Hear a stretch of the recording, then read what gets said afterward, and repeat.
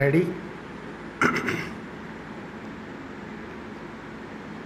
Start. महोदय, बोलचाल की तथा अखबारों में प्रयुक्त होने वाली भाषा जितनी सरल हो उतना ही अच्छा है और उसको समझने में हिंदी और उर्दू बोलने वालों दोनों को ही कोई कठिनाई नहीं होनी चाहिए। वही भाषा ठीक चलेगी।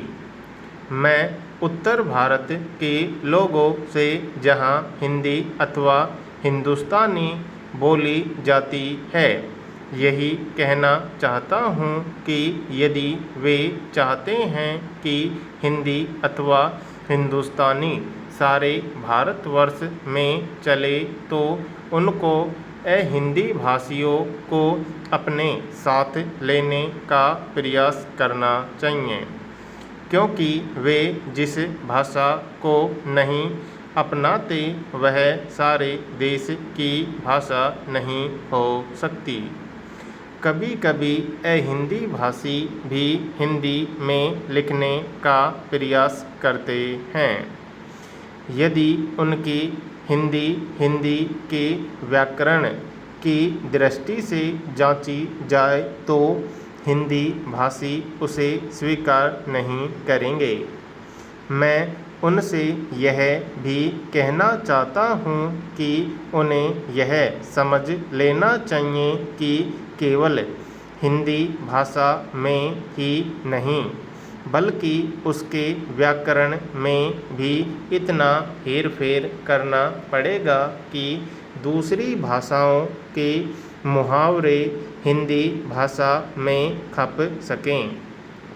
भाषा तभी विकसित हो सकती है। मैं आशा करता हूँ कि भाषा के इस प्रश्न को सांप्रदायिक रूप नहीं दिया जाएगा। उसे एक बार सांप्रदायिकता का रूप दे देने पर उसका उसमें से निकलना कठिन हो जाएगा। इसलिए आवश्यकता इस बात की है कि हम इस प्रश्न को सांप्रदायिकता से परे केवल एक भाषा के रूप में देखें और भाषा का अर्थ यह है कि अपनी भावनाओं और अपने विचारों को उसी के द्वारा दूसरों तक पहुंचा जा सके। यदि राष्ट्रभाषा ऐसी भाषा बना दी गई जिसे कुछ ही लोग समझे तो हमारी समस्या हल नहीं हो सकती। हमें संकीर्ण विचारों से दूर रहना चाहिए। भाषा के संबंध में विचार करते समय किसी एक राज्य की दृष्टि से नहीं बल्कि सारे देश की दृष्टि से विचार करना चाहिए और तभी भाषा को वह रूप प्राप्त होगा जिसका मैंने उल्लेख किया है। महात्मा गांधी देश में उस भाषा को चलाना चाहते थे जिसे वह कभी हिंदुस्तानी अथवा कभी हिंदी कहते थे। दोनों में कोई अंतर नहीं है।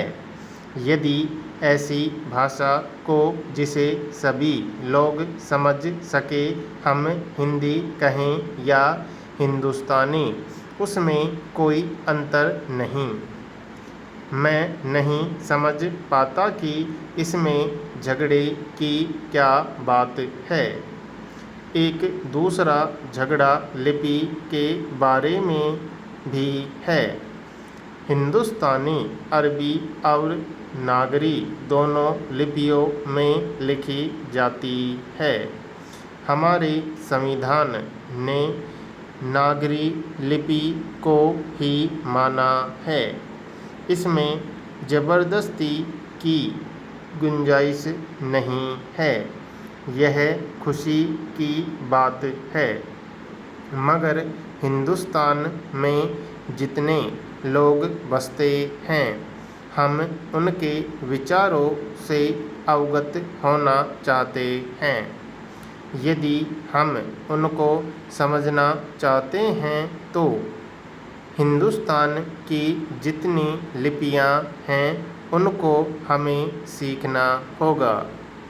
दक्षिण वालों को हिंदी भाषा भाषियों से यही शिकायत रही है कि वे तो हिंदी सीखते हैं पर हिंदी वाले दक्षिण की भाषा कभी नहीं सीखते।